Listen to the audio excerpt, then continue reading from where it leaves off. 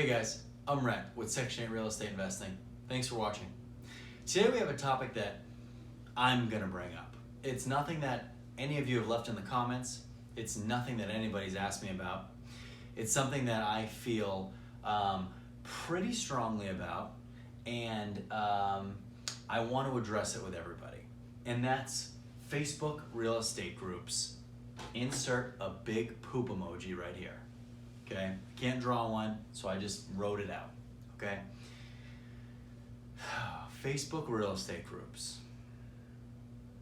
I don't know where to begin. I would say, oh my goodness, there is about 5% good information and 95% trash. Now, I'll say it this way. In these Facebook real estate groups are jackpots for scammers. They're jackpots for new susceptible investors looking for contractors, looking for reputable people in the area. I've found a lot of scammers on there. Now, granted, there are some really good people in there. I've met some really good wholesalers in some Facebook real estate groups. But there's a lot of trolls. And when I talk about Facebook real estate groups, I'm talking, Tucson, for example. Okay, this is a total, I'm picking a random city in a random state. Tucson, Arizona real estate investors, or Los Angeles, California real estate group, where people go and they post listings or questions, investor related or not investor related. I have a big problem with these groups. Number one, don't get your information from these groups, okay? Anybody can go on, you can have fake profiles, anybody can go on and write whatever they want in these groups. Nobody's verified. You don't know if any of the information's real. It's a bunch of just junk, okay?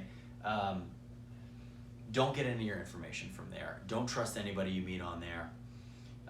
Like I said, 5% good stuff, 95% bad. Now, you could have your own, personal experience with it, and it could be good. I will say for the most part, mine has not been. I've listed things for sale on Facebook Marketplace, in a Facebook real estate group, and properties, and I get 700 comments. Send me the, email me information. You can send 700 emails, you'll get 4 back. You'll get, 1 serious buyer. It's not the way to sell your real estate. It's not the place to go to get your real estate information. They're fine to stay on top of maybe things that are happening in that area. Maybe you see some things that come on the market there before they're actually on MLS. But take it all with a grain of salt, all right? If a deal sounds too good to be true, it is. And if a guy sounds, like it might be a scam, whatever he's pushing, it probably is. That's all for today, guys. Keep yourself safe and don't dive too deep into Facebook real estate groups, all right? Don't forget to subscribe to the channel, like this video, and leave your questions and comments below. I'll see you next time.